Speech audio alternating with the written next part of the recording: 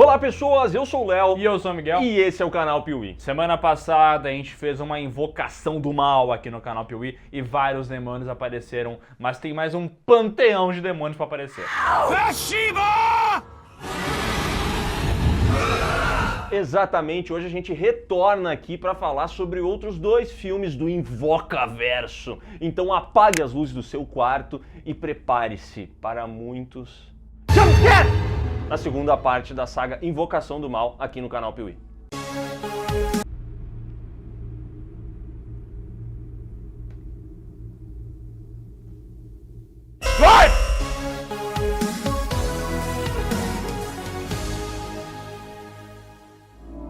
Lançou a mais nova série da Netflix, 1899. Acabou de sair do forno, mas o pessoal nem espera. Já tá lançando spoiler na internet, falando qual que é o final, e o Piuí vai fazer parte dessa onda. Vai? Aí que tá. Talvez sim, talvez não. Ixi. E antes da gente dar os spoilers aqui, é importante falar que 1899 é uma das séries mais esperadas da Netflix. Todo mundo tá falando dela porque ela é dos criadores de Dark, o Barão Bodar e a Yantis Frieza. E se você não sabe, Dark é uma das nossas séries favoritas da Netflix. Talvez seja a melhor, hein? Que saudades do Jonas todo sujo. Esse cara nunca tomou um banho, velho. A série inteira. E quando ele tomou um banho, ele continuou sujo. Banho é muito bom. Essa nova série se passa, veja só, em 1899, quando um navio parte de Nova York com passageiros de todo mundo em direção a Londres. E essa viagem ocorre bem até o momento em que eles encontram uma outra embarcação à deriva, a Prometheus. Pera, aquela nave dos engenheiros de Alien? Não, um outro navio repleto de triângulos bizarros e com um único passageiro, uma criança misteriosa. É uma criança com um capuz fazendo assim, né? Que ela é misteriosa. Isso aí. Tá muito engraçadinho. Aí você se pergunta, quem é esse garoto?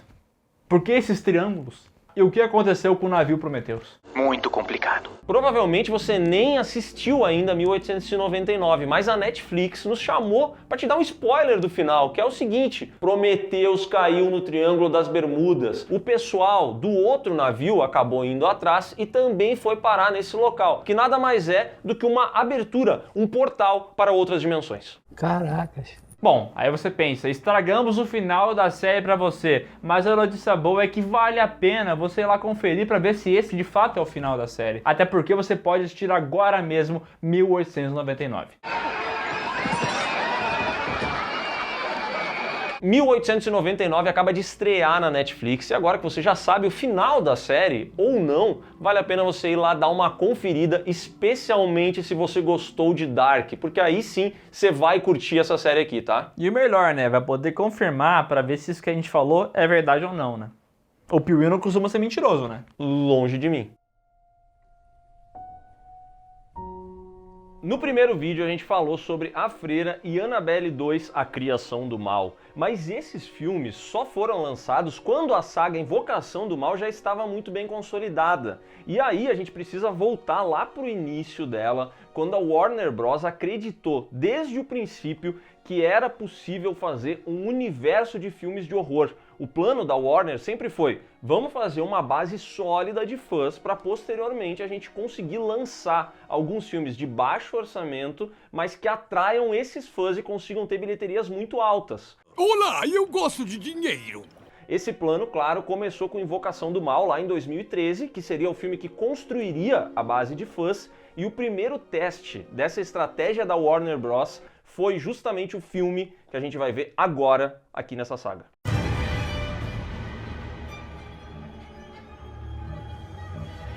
Lançado em 2014 com direção do John Leonetti, que tem filmes incríveis no currículo como Efeito Borboleta 2 e Mortal Kombat Aniquilação. Cara, tu é um diretor e tu tem esses filmes no currículo, por que alguém ia te contratar ainda? Por quê? Lavagem de dinheiro. E o roteiro, claro, do nosso querido cachorro roteirista Gary Dorman. Annabelle começa lá em 1967, 12 anos após o primeiro filme. Depois daquela história da Janice, Annabelle, aquele passado todo, agora a gente vê uma nova história de um casal, da Mia e John. Os dois estão grávidos. É aquela parada de casal recém-feito, eles se amam muito, só que o cara é médico e ele vai ter que fazer uma residência médica. E ele vai se ausentar durante um tempo. E vendo que a mulher dele vai ficar sozinha, ele pensa, bom, vou dar um presentinho pra ela. O que você daria pra sua mulher que vai ficar sozinha? Um cachorrinho? Um gatinho? Um PlayStation? Não, nada disso. Ele dá uma boneca Annabelle.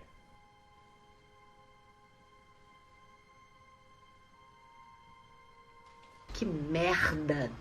É o cara que sabe que a mulher gosta, né? Tá sabendo legal. Tudo vai bem com esse casal até que nessa mesma noite eles ouvem barulhos estranhos vindo da casa dos vizinhos. Inicialmente eles não se preocupam muito. O que eles não imaginam é que seus vizinhos, os Higgins, estão sendo assassinados naquele exato momento. E conforme revelado lá no final de Annabelle 2, A Criação do Mal, a assassina é justamente a Janice, que depois daquele filme foi parar em um orfanato, foi adotada, assumiu o nome de Annabelle e agora ela simplesmente surta junto com seu namorado, um outro esquisito, e eles matam os pais da Annabelle.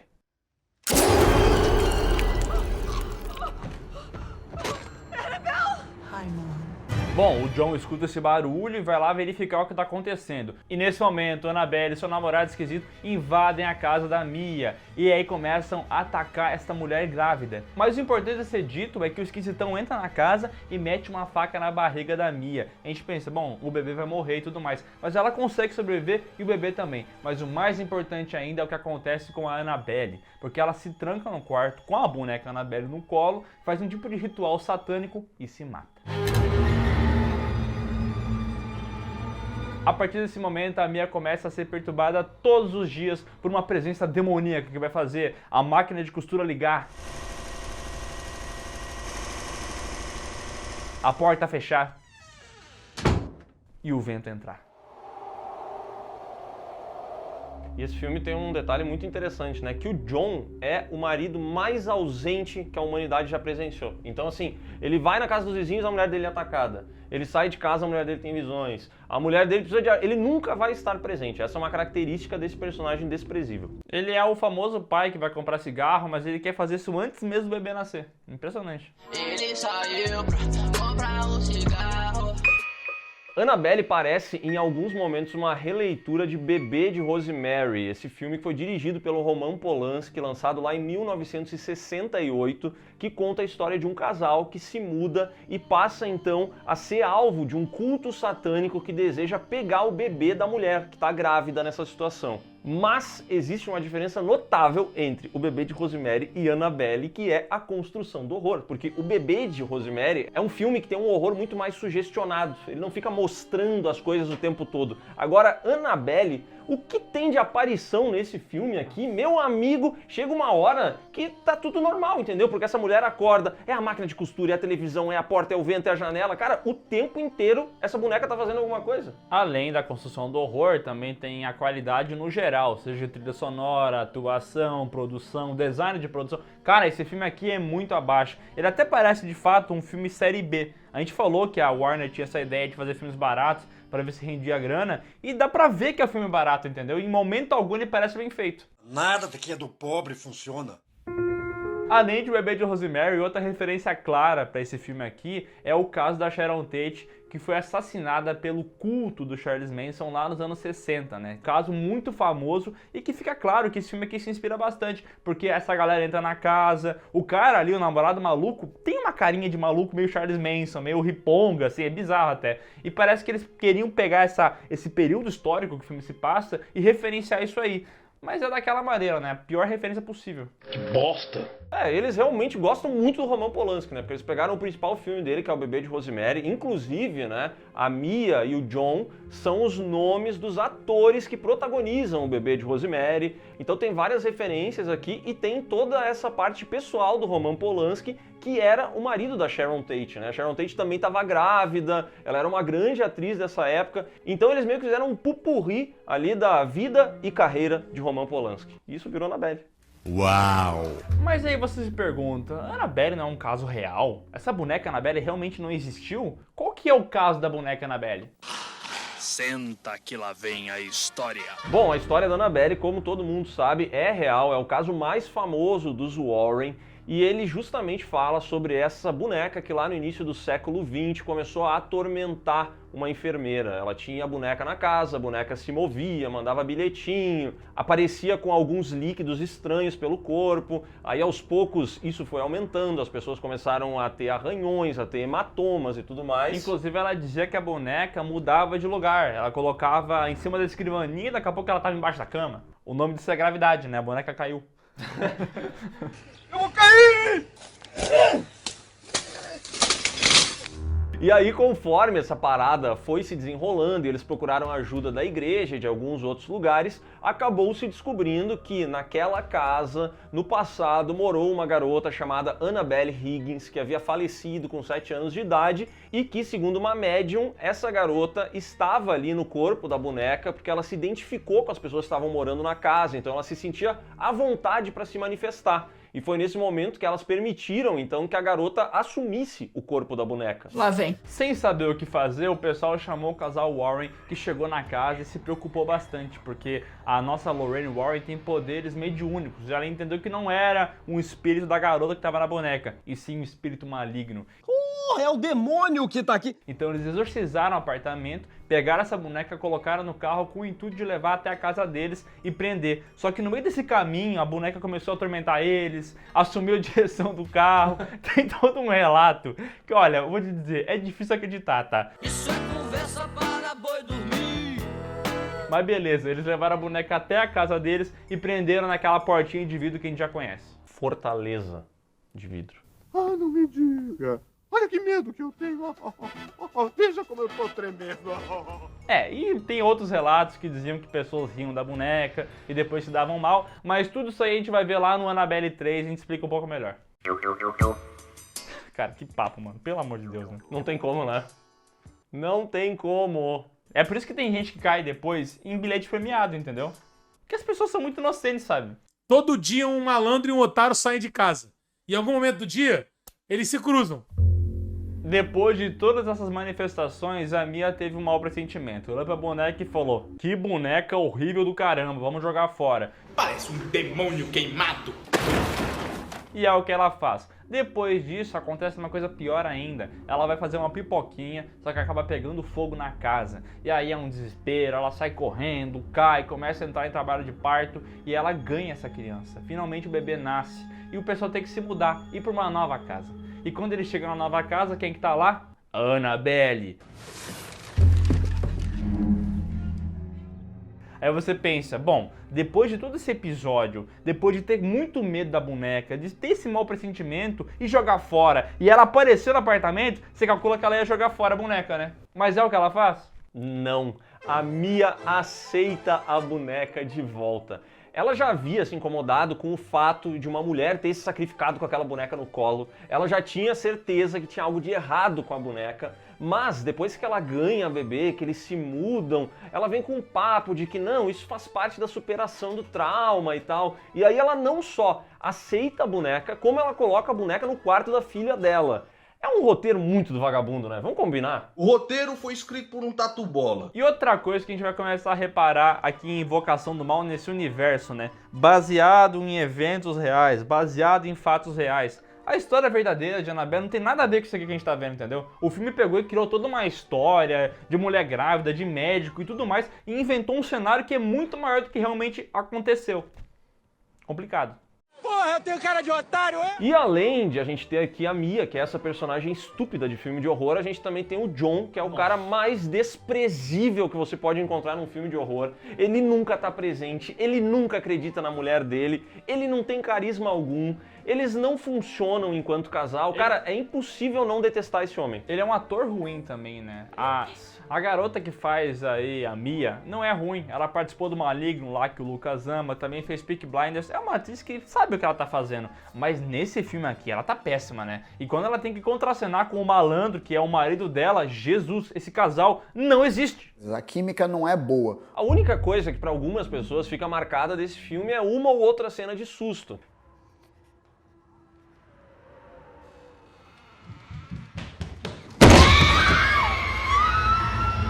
Tem um momento, por exemplo, em que a Mia desce até o subsolo do prédio para guardar algumas coisas num depósito, e aí lá rolam umas coisas estranhas, e quando ela vai subir de volta para o apartamento dela, por mais que ela tente apertar ali os botões do elevador, ele sempre abre as portas no subsolo. Até que, obviamente, vai aparecer o demônio do petróleo lá, vai dar um grito, um jumpscare maluco, entendeu?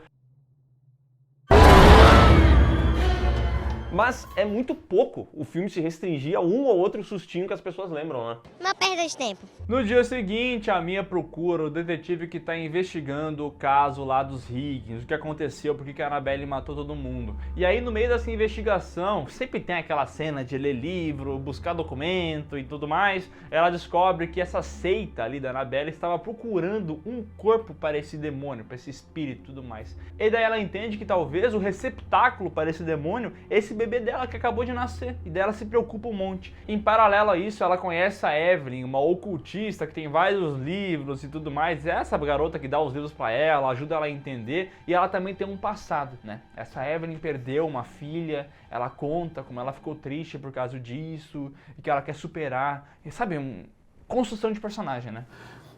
Cara, esse filme aqui é uma piada. A Mia conhece essa Evelyn, tá? Aí, no segundo dia que eu te conheci, eu já falo toda a tragédia da minha vida, tudo que aconteceu, eu abro tudo pra ti. E a gente se importa um monte, né? E, nossa, dou uma importância pra isso, me convence tanto essa relação. Ninguém se importa.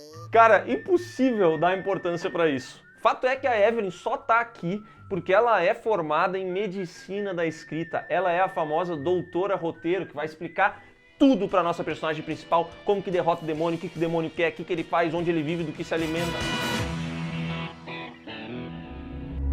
Pô, amizade repentina, mas muito poderosa, porque em pouco tempo essa Evelyn já começa a cuidar da filha da Mia, e ela tá lá na casa, protegendo, tudo mais. Cara, tudo que eu quero quando eu conheço uma pessoa que lê um monte de livro do diabo é que ela cuide da minha filha. que ela tem conhecimento, né? Nasceu pra isso. É que ela sabe que criança é meio diabólica às vezes, né? Então ela vai saber lidar com os problemas. E ela entende mais coisas muito importantes. Esse demônio não quer um corpo, ele quer uma alma. Ele quer a alma da pequena Leia, a filha da Mia. E aí a casa começa a balançar, começa a apresentar vários eventos de poltergeist e todo mundo fica assustado demais. A gente assistindo o filme fica apavorado. Ainda mais na 80ª vez que a máquina de costura liga. Nossa, eu fico assim, ai que susto. Ai, que susto. E daqui a pouco a Leia desaparece. E aí fica muita treta, a Mia fica preocupadíssima, começa a procurar e não encontra jeito nenhum. Até que ela pensa o seguinte, bom, esse demônio quer a Leia, mas eu amo minha filha demais. Então eu vou me sacrificar para dar minha alma pro demônio para permitir que a Leia viva. Este santo amor de mãe. E aí ela pega a boneca Annabelle e vai até a janela para se sacrificar. E nesse momento chega ele, que estava ausente até então, o John, impede essa mulher de pular. E a Evelyn, vendo esse casal, vendo essa família que ela conheceu há 17 dias. Lembra do passado dela, né? Lembra do passado dela, lembra aquela historinha que eu botei no roteiro, que eu tenho uma filha? Então eu vou lembrar disso agora. Ela vê o casalzinho e ela pensa, pois bem, eu vou me sacrificar por vocês. Ela pega a boneca Annabelle e se atira da janela. E a partir desse momento ela começa a queimar de uma maneira muito ardida no inferno, já que ela condenou a alma dela a um demônio, né? Caracas. Pesado. Mas o filme não mostra isso, né? Eu só tô imaginando mesmo. O que o filme mostra é que logo depois que a Evelyn cai, a boneca Annabelle desaparece. E aí, 6 meses depois, enquanto esse casal medíocre dos Forme tá vivendo essa vida medíocre deles, a gente vê uma senhorinha adquirindo a Annabelle em uma casa de antiguidades. Oh meu Deus, olha a Annabelle real lá em cima. Annabelle custou uma merreca, 6,5 milhões de dólares e faturou mais de 250. Ou seja, a estratégia da Warner deu muito certo. Eles fizeram um filme muito barato, que visualmente parece barato. É barato em tudo, né? Barato no roteiro, na atuação, no efeito especial. Tudo é barato nesse filme, mas fez muito dinheiro. Então o plano deu certo, né? O que importa é você ganhar dinheiro. As críticas ao filme foram muito negativas. Afinal de contas, Annabelle é o fast food do horror. Susto barato, personagem raso, burro, tomando atitude que não faz sentido, entendeu? Esse filme aqui tem todas as conveniências que um filme de horror ruim costuma ter. E a direção, tu pensa, será que ela é inventiva? Porque geralmente esses filmes de terror barato, eles podem dar a voltinha e apresentar uma coisa diferente na narrativa, na direção, mas não, meu amigo, a direção aqui é o ruim do ruim do ruim. O que você ia esperar do cara que fez Mortal Kombat, Aniquilação e Efeito Borboleta 2? É um filme ruim e ele fica ainda pior quando ele começa a ser comparado com a obra original, que é exatamente o que nós vamos ver agora, Invocação do Mal.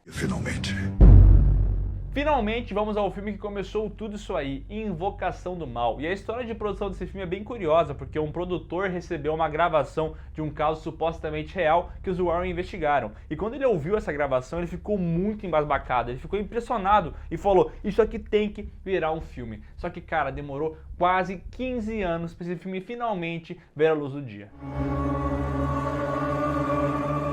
Lançado em 2013 com o roteiro de Chad e Carrie Hayes, os mesmos caras por trás de A Casa de Cera. Inclusive, merece um filme que existem isso aí. Merece muito um vídeo aqui no canal Piuí. E direção, claro, de James Wan, de Sobrenatural e de Jogos Mortais. Invocação do Mal finalmente nos apresenta o casal Ed e Lorraine Warren. E já na abertura desse filme aqui, eles estão apresentando o caso da Annabelle para um grupo de estudantes. E essa foi a primeira vez que, de fato, o mundo viu essa boneca Annabelle com a caracterização do Invocaverso, entendeu? E bastou essa cena inicial, eles comentando de um caso envolvendo a boneca, para as pessoas entrarem em frenesi e quererem muito ver mais coisas sobre ela. E aí sobem os créditos avisando que esse casal Warren investiga casos assim desde os anos 60 e que o Ed Warren é o único demonologista reconhecido pela Igreja Católica fora da ordem. E no finalzinho tem uma parada que pega todo mundo, que é o baseado em fatos reais.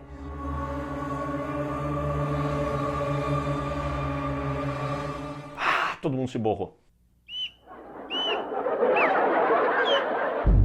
Mas o foco do filme não tem nada a ver com a Annabelle, até porque o filme da Annabelle a gente já viu, né, aqui na saga. O que importa aqui é o caso da família Perron, que lá em 1971 se mudou para uma casa nova. E é uma casa muito grande, até foi meio barata demais, mas tudo bem, né, porque a promoção era da hora, é uma casa gigantesca, com muito pátio, muitos quartos, tá todo mundo muito feliz, né. E os anos 70 é aquela parada, né? Não tem videogame, a televisão é cara, então fica claro que a Carolyn e o Roger têm um outro tipo de diversão, né? Que é fazer filho, porque eles têm 5 filhas. E muito sexo. E um cachorro.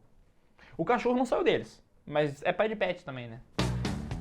E de cara já fica nítida a diferença do James Wan para todos os outros diretores que a gente viu nessa saga até aqui. Porque quando essa família tá chegando na casa, a gente já tem um plano lá de dentro da casa, como se realmente nos colocasse no lugar do mal, avistando a família que tá chegando. E aí depois começa aquela bagunça das filhas querendo ir para cada quarto e tal, e tem um plano sequência, e o filme transmite muito bem a energia dessa família, entendeu? Os movimentos que o James Wan faz com a câmera são mais agitados, ele consegue trazer essa ideia da família se ajustando ali e tal. Ele realmente, por mais que você não goste desse cara, e tem muita gente que não gosta, ele é um diretor muito acima da média, e isso fica claro aqui com 10 minutos de filme. Muito obrigado. A habilidade que ele tem de contar histórias com a câmera é muito notável, tá ligado? Ele realmente consegue posicionar ela em cada ângulo diferente, que tu fala, caraca, isso aqui é muito inovador. E ele também tem um respeito por esse lance dos anos 70, né? Porque o filme tem esse granulado, essa cor, que, cara, tu não precisa olhar muito pra tu já saber que é nos anos 70, né? Aí você vê essa cena aqui da casa e pensa, bom, pra que serve isso? Por que ele tá mostrando a casa inteira? Aí que mostra como o James Wan é um bom diretor, porque ele mostra todos os locais, todas as salas, tudo que a gente vai ver durante o filme. Então quando os sustos acontecem, quando alguém se prende, quando alguém corre, a gente sabe onde é que eles estão posicionados geograficamente na casa, entendeu? Faz sentido pra gente.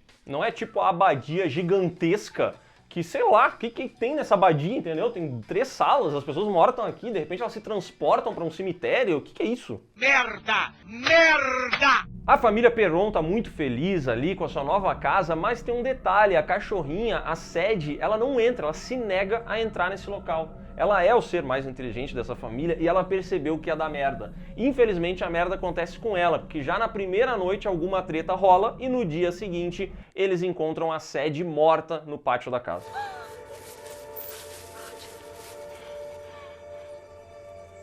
A única morte do filme.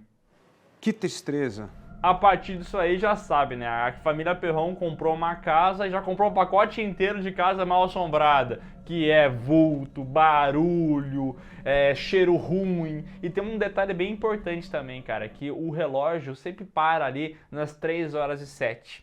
This clock stopped at 3:07 and so did the one in the hallway. Ou seja, é a hora do capeta. Agora, qual que é o horário do capeta? Porque para alguns filmes é 3 horas. Para alguns filmes é meia-noite. Para outros é 3h07. Qual que é o horário do diabo? Eu quero saber. Eu acho que 3 e 7 tem a ver com 7 ser o número perfeito de Deus e 3 também ser isso. Daí 3 e 7 é por causa de que é um escárnio com Deus. Então um lance desse, eu acho. Boa. Eu li a Bíblia. Lá fala que o diabo é zoeiro. Ok. E tudo isso é muito bem conduzido pelo James Wan, que além de dar uma noção legal do local pra gente, também consegue ir construindo a tensão aos poucos. Não é como no filme da Annabelle, onde tem um grito o tempo inteiro e todas as coisas acontecem. Aqui, inclusive, tem muitas cenas que não tem um jumpscare, mas que contribuem muito pro filme. Por exemplo, tem um momento em que a Carolyn tá brincando com uma filha dela de se esconder e tal, e eles têm um lance na brincadeira que eles batem palma pra pessoa ir até o local, entendeu? Pra tentar encontrar a galera que tá escondida. E ela ouve palmas em um armário. Ela vai até o armário, não encontra nada e de repente a filha dela surge atrás dela. E essa cena termina assim, não tem um jumpscare, não tem um grito. É só uma cena pra gente entender que tem algo de errado ali. É porque não precisa do jumpscare o tempo inteiro. O jumpscare ele tem que ser cadenciado, porque daí quando ele entra, tu se assusta. Se o tempo inteiro tem barulho, se o tempo inteiro a montanha-russa só tá lá em cima e nunca cai, tu não tem como ter um susto, entendeu? Não tem diferenciação das coisas. Isso aí, mano! E quando esse filme tem jumpscare, funciona muito bem. E um dos mais memoráveis é o momento que tá bem tarde da noite e a Karen começa a ver uns barulhos e tudo mais. Ela vai investigar o quarto. E daqui a pouco vários quadros caem. É um puta barulho, a gente se assusta.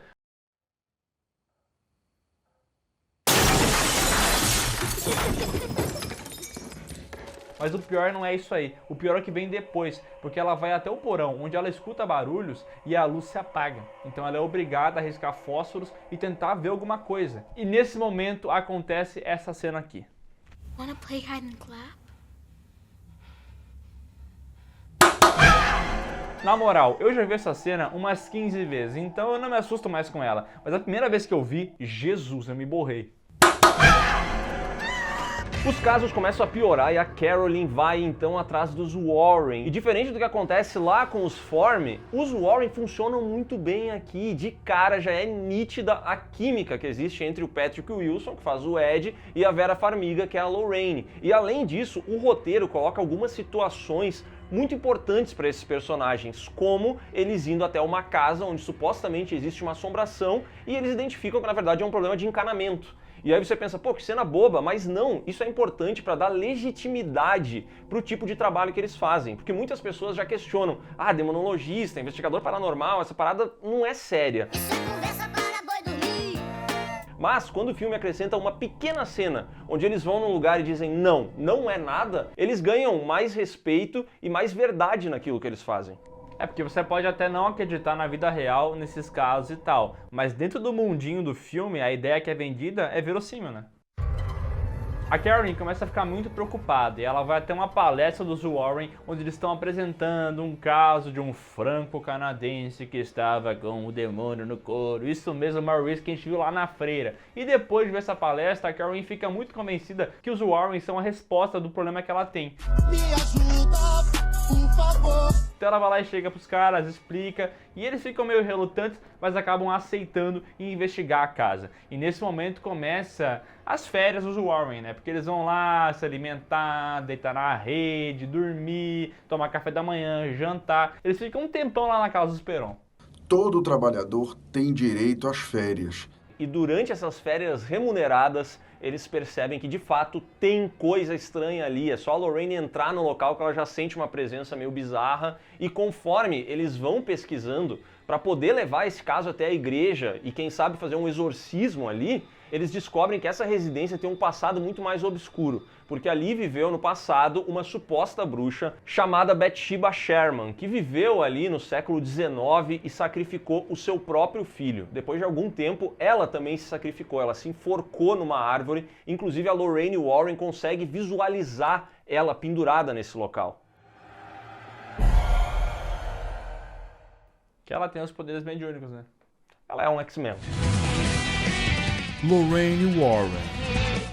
Aliás, essa Bathsheba é um caso conhecido dos demonologistas e tal, até porque é inspirado numa história real. Mas a gente não vai entrar aqui nesse vídeo, né? É muita coisa também, né? Pelo amor de Deus, com o demônio. Começaram a ver todos os demônios dos Warren, já fica 2 dias aqui. Cabeça de morcego, o mochila de criança, ele, o sete pele, o sinteco gelado. Só que tem um detalhe muito importante, antes da Bathsheba morrer, ela decidiu amaldiçoar todo mundo que tentasse tomar aquelas terras. Então, após a morte dela, existem vários relatos de tragédia ali. Afogamentos, caso de mãe que matou o filho, caso de operadora de telefone e de banco ligando para as pessoas que moravam ali o tempo inteiro para oferecer algum tipo de plano. Caso até de cadastro em loja. Tu foi lá comprar um tênis numa cidade que tu nunca vai mais voltar na tua vida e os caras fazem tu fazer um cadastro naquela loja. É complicado. Cara, isso foi específico demais. Tá tudo bem? Sabendo que a situação dos Perron é muito complicada, o casal Warren manda uma carta pra Igreja Católica pedindo ali um exorcismo. Só que sabe como é que é? Correios, entregar carta, demora demais. Correios, tem 3 tentativas, não tinha ninguém em casa, tava todo mundo dentro da igreja, mas eles nem tentaram. Ninguém tentou. E aí o casal vai lá e começa a reunir várias provas para corroborar, entendeu? Então botam câmera, microfone, detector, várias paradas. Aí começa aquele momento do filme que eles fazem tipo uma arapuca pro capeta, sabe? O problema é que o capeta tinha armado uma arapuca para eles. E no meio dessa investigação, a Lorraine encontra uma passagem atrás de um guarda-roupa. E ela vai investigar o que é, só que o piso ali se quebra e ela acaba caindo no porão. Onde o catiço tá maluco. Ele começa a se manifestar de uma maneira muito forte e ela consegue ver uma mulher que matou a própria filha quando vivia nessas terras, e essa mulher afirma: foi ela quem me mandou fazer isso. She made me do it. E aí a Lorraine entende que é a Bathsheba. A Bathsheba mandou aquela mulher e agora essa bruxa vai tentar possuir a Carolyn para que ela mate as próprias filhas. Eu quero espalhar maldade. Por segurança, os Perron saem da casa e vão dormir num hotel. Enquanto isso, os Warren começam a reunir mais provas ainda para levar para a igreja. Só que nesse processo, a Lorraine acaba sendo atormentada pelo demônio. Esse demônio se manifesta na Annabelle e começa a perturbar a Judy Warren, a filha da Lorraine. Então ela fica muito preocupada, vai até a casa para resolver isso aí. E como isso acontece, o demônio fala: os Warren não tá aí, tá na hora de atacar.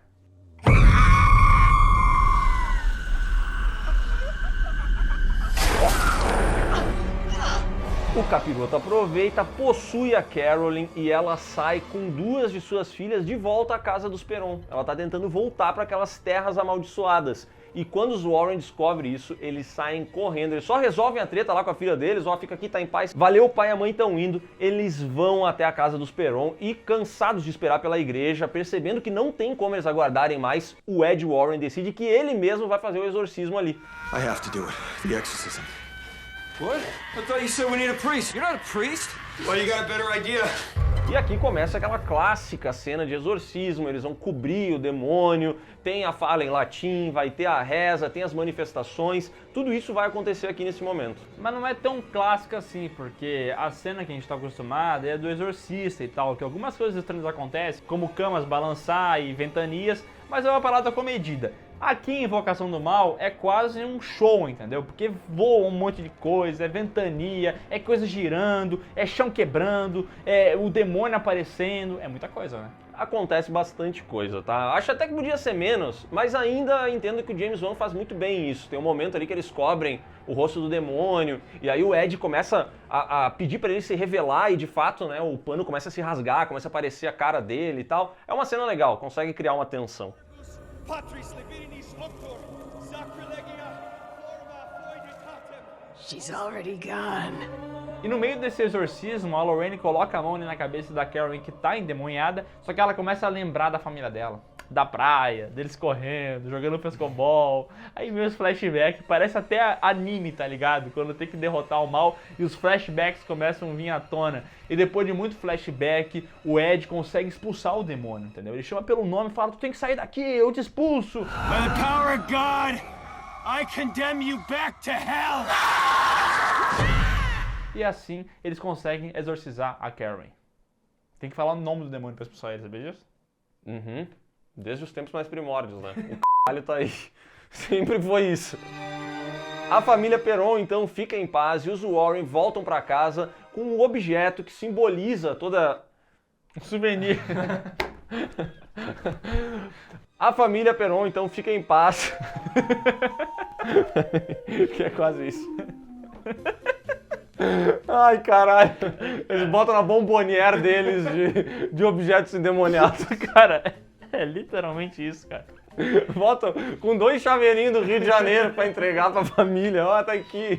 Tiramos um capeta lá. Em pleno 2022. Eles levam um símbolo dessa manifestação de volta pra casa e o mantêm aprisionado lá na sala de souvenirs dos Warren, entendeu? E nos créditos finais aparecem imagens reais da família Perron e dos Warren, bem como jornais dessa época relatando o caso. E olha que interessante, essa daqui é uma cena de créditos que de fato agrega pro filme, porque ela consegue trazer mais veracidade para essa história, diferente do que vão se transformar as cenas pós-créditos de Invocação do Mal a partir de agora, que vai ser só boneco e demônio que vai ganhar seu próprio filme. Aliás, falando em demônio que vai ganhar seu próprio filme, quando é que vai ter o filme do Samurai? Ah, tem que ter o samurai e tem que ter o macaco que bate prato também. Podia ser, inclusive, Homem Torto versus Macaco que bate prato, né, cara? Filmaço. Invocação do Mal custou 20 milhões e faturou 319, um verdadeiro sucesso, uma nova franquia de horror que é muito influente. Muitos filmes se baseiam em Invocação do Mal, quase todo o terror que foi lançado depois de Invocação do Mal pega um pouquinho desse filme, né? O impacto desse filme não pode ser negado, ele ficou muito grande, deu início a um universo de horror que levou muita gente para o cinema, que é muito amado, que hoje em dia, quando se fala em figuras de horror e tal, pô, é impossível que as pessoas não lembrem de Annabelle, de A Freira, de Invocação do Mal. Isso aqui ficou muito relevante mesmo, e esse filme foi muito bem avaliado pela crítica, porque de fato ele é um filme muito bem realizado. Ele é muito bem executado e tal, daí você vai falar, ah, mas ele tem muita inventividade, o demônio é muito presente, ele não trabalha a parada intimista, e de fato esse filme aqui não é intimista, isso aqui não é o terror da A24, não é Hereditário, A Bruxa, não tem nada disso, ele é mais um filme blockbuster mesmo, é tipo um blockbuster de terror. Mas como o Léo falou, ele é muito bem executado e é por isso que lotou os cinemas, né?